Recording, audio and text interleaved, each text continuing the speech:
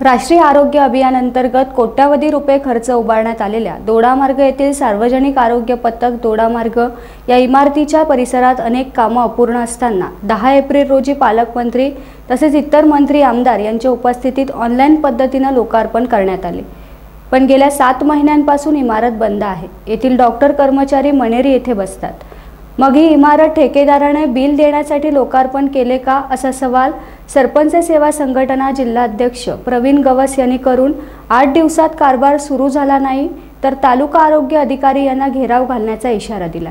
मध्ये दोडामार्ग तालुका सार्वजनिक आरोग्य विभाग याचं कार्यालय या ठिकाणी याचं उद्घाटन झालेलं होतं आणि त्या उद्घाटन होऊन देखील आज या ठिकाणी त्या कार्यालयामध्ये एकही कर्मचारी कुठे बसताना दिसत नाही आहे। कार्यालय पूर्णपणे बंद आहे आणि अशा स्थितीमध्येच राहिलं तर ते पुन्हा एकदा पूर्ण मोडकळीस येणार आहे। जर ते कार्यालय चालूच करायचं नव्हतं तर ते उद्घाटन कोणासाठी केलं, नेमकं नागरिकांसाठी की आपल्या अधिकाऱ्यांसाठी, हे या ठिकाणी स्पष्ट होणं गरजेचं आहे।